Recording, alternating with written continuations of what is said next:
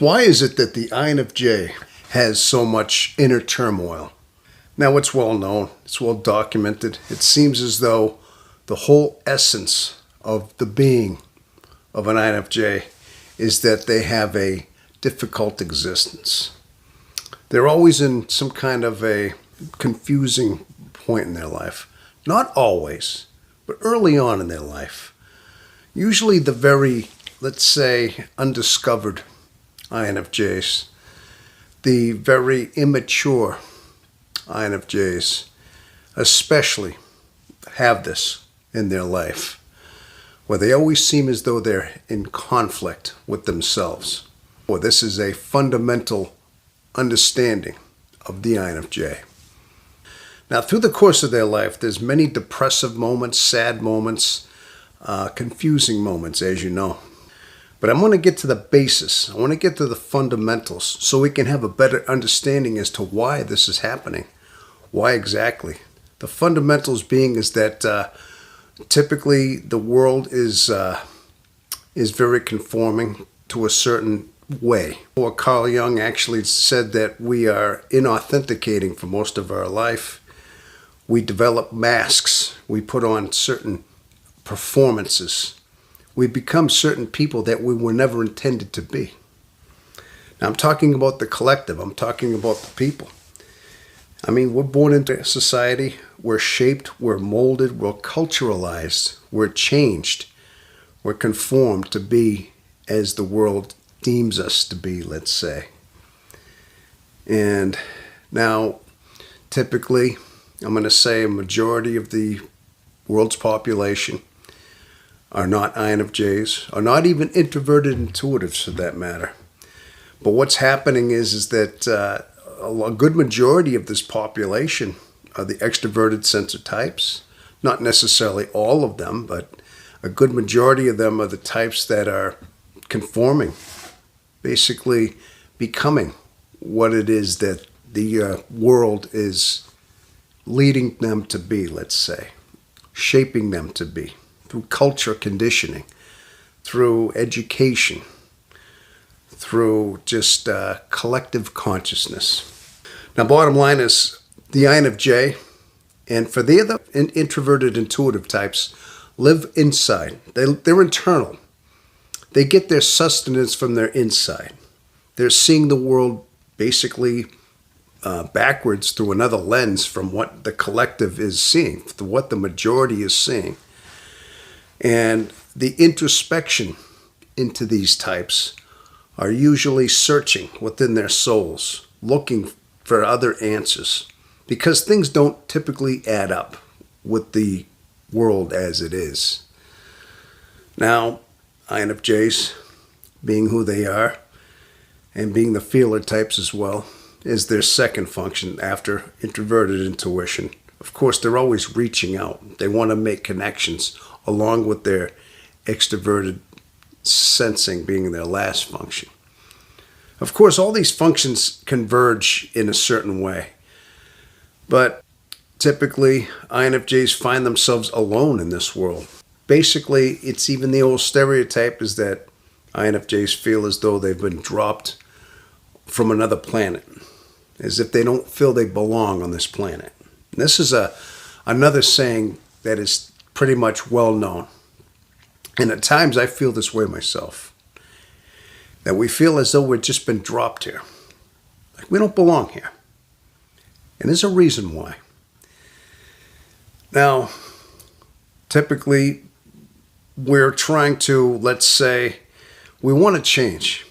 We want to fit in. We find ourselves trying to fit in, typically with other people. I mean, because we feel so outnumbered. Sometimes early on, we find ourselves trying to just blend in with the crowd. We figure sometime it's going to click in. We're just slow to the party here, let's say, slow to arrive, and eventually we're going to find our way. We're going to eventually find what we need to eventually adapt to the world, to the way the world is. But something within our introverted intuition, something within our deep psyche, something is calling us from beyond. We're not seeing the world from the sensing world. We're not seeing it by inputting in. Usually extroverted sensor types are absorbing the world from their senses, and they're gathering their information, their logic, their understanding from their senses. Now, not to say they're not introspective, not to say that they don't have the ability to look deep within themselves, but typically this is not one of their primary functions to do so. But you get the introverted intuitive type, and that's their main function, is to have an introspective side. Now, typically, if they think a certain way that doesn't make sense, that's irrational, that's illogical, that makes no sense, the INFJ will typically compute it. They'll think it over. And of course, they're overanalyzing. They'll think these things over. And they won't quite jive with them. They will, in a sense, rebel against what it is. Something isn't right within themselves, although they're outnumbered in a world that they're in. And they feel as though they have to conform, but conform to something that is against what they find as rational, as logical. Now, this is the fundamental reason, is that they're going against the grain. Typically, that's almost going against the plane. You know, the old saying is, when you plane wood, you shave off a bit of door, and as long as you plane with the grain, it comes off and it goes easily. And it comes off in those curly little, pieces of wood. And that's it. But you cut against the grain, and it skips. It's a rough cut. Because it's going against the grain, if you understand that. Now imagine this in a psychological sense of going against your fabric of what you believe. Going against the grain and the fabric of your intellect, of your understanding of yourself and the world. Yeah, this would cause internal strife. I mean, just like you're skipping that wood and you're getting that rough cut, well, that's what's happening to your soul, your intellect, basically. So this is one of the fundamental reasons. Now, there's other reasons that we've talked about as to why.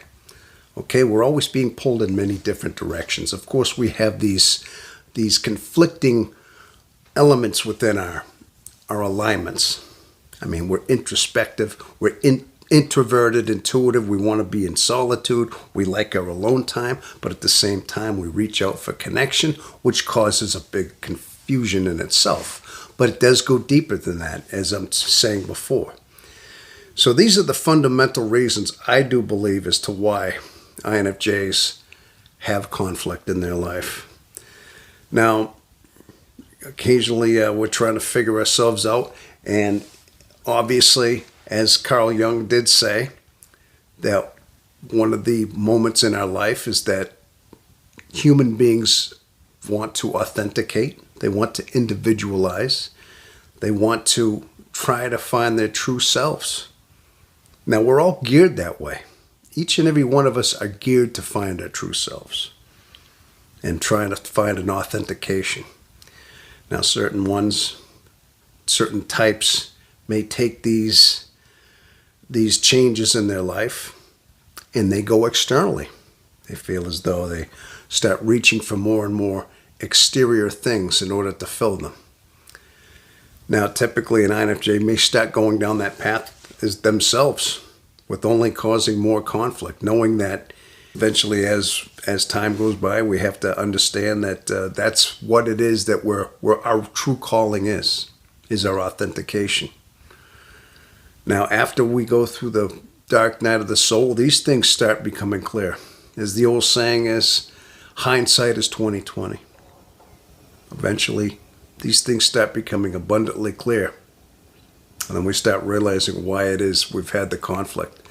When we finally attained a level of peace and no longer need these things and have somehow risen beyond that and authenticated ourselves, these things start becoming clear to us. Yeah. And this is how I see it. This became clear to me.